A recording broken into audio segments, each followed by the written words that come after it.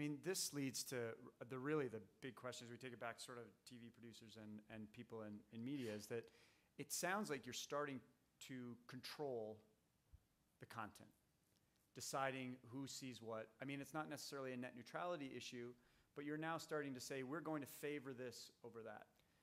I would take a step back, because we very much maintain a content agnostic approach. It's partly the reason I think there are a lot of concerns. We can't address any of them. We don't know the breakdown of legitimate versus illegitimate content.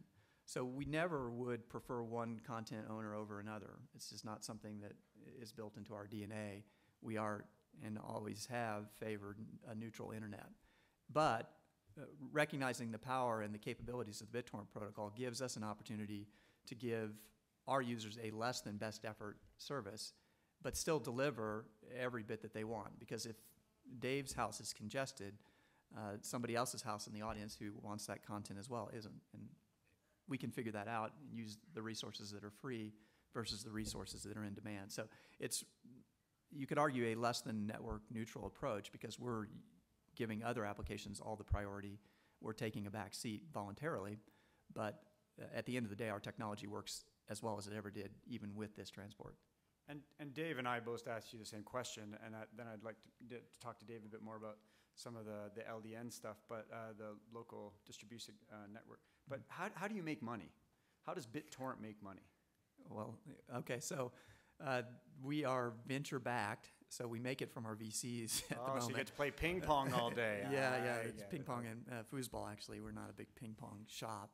But I think it's one of my bigger challenges, quite honestly, and finding a way for this technology, which, at the end of the day, our software is very much like a web browser. Nobody to date is making a lot of money in web browsers. It gives users access to content on a particular protocol. That's what a web browser does. That's, in essence, what our software does. It's a free piece of software, so we very much have to compete with free, because there are 60 other variants of this technology out there. And ours is best, of course, but the others aren't that far behind. And if we tried to erect any kind of paywall or extract value from our user base, I firmly believe they would leave us in a heartbeat. So we contend with many of the same issues you do from a business model perspective, competing with free being right at the top of the list. But what we do see is an opportunity to take our technology and offer services and solutions to publishers. And that's what really we spent the last 3 or 4 years developing, a suite of services that leverage fundamental BitTorrent technology to put this distribution capability into the hands of everybody in this room to deliver media to the online world that much more efficiently. So that's hopefully where we ultimately make money, but this is an emerging business model as well.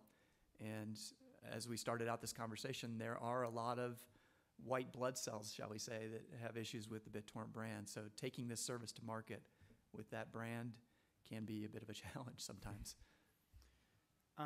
Dave, do you want to talk a little bit more about how you guys make money?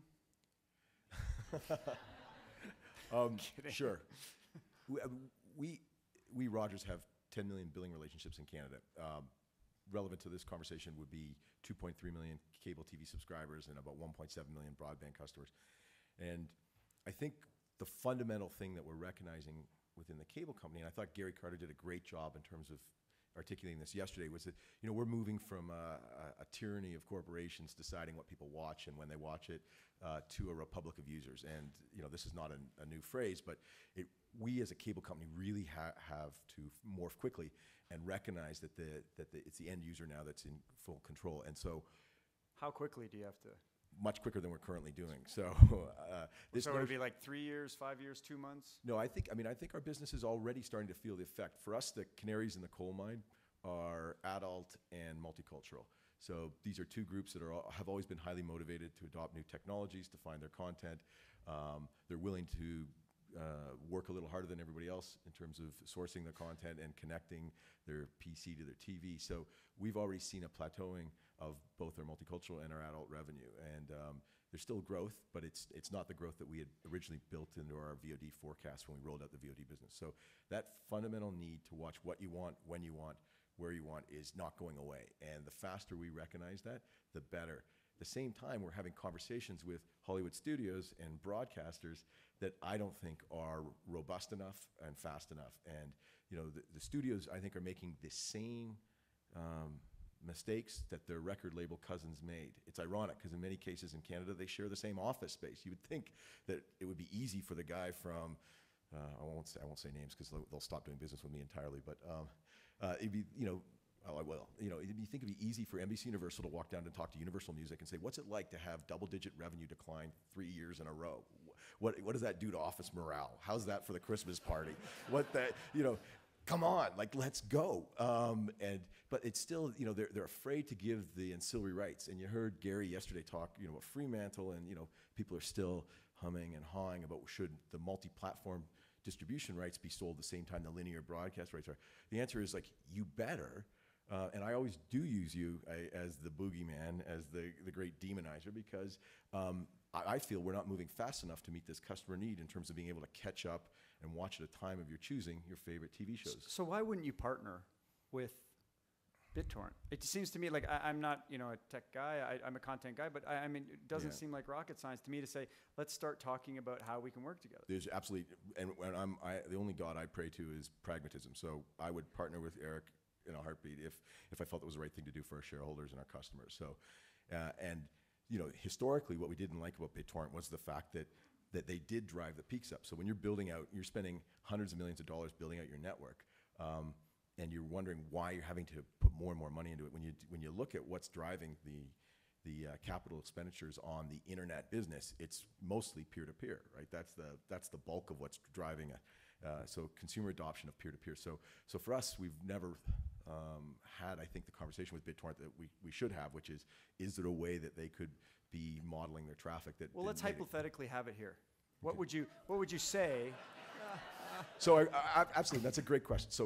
So Eric, Yes, Dave. He's a Navy SEAL. For this relationship to work, I would need you to do 3 things. How do you feel, Dave? 1, respect the fact that I'm needy. 2,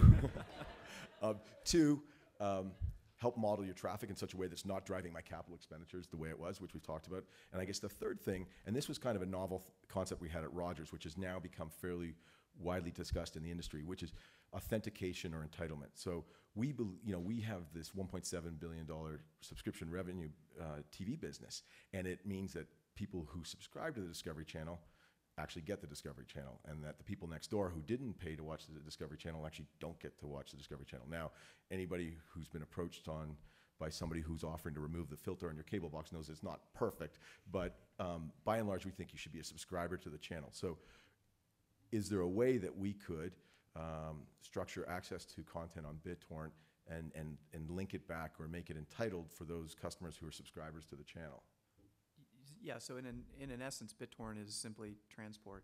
If that content were wrapped by a mechanism that would authenticate users and ensure that they had the rights to access that content once it was delivered, this is something that's been out there for a long, long time. BitTorrent, one of its earlier incantations, started out as an online destination for media. We wanted to be a source where users could come and access legitimate media that we had the rights to distribute and that users would ultimately pay for. It didn't work out so well for us, unfortunately, but we did go to Hollywood and sign a massive array of deals with all of the content partners, because at the end of the day, we can deliver DRM wrap bytes just as easily as we can deliver bytes for some other publisher like the Pirate Bay or any of the other sites that are taking content that's less than legitimate and publishing it using the protocol.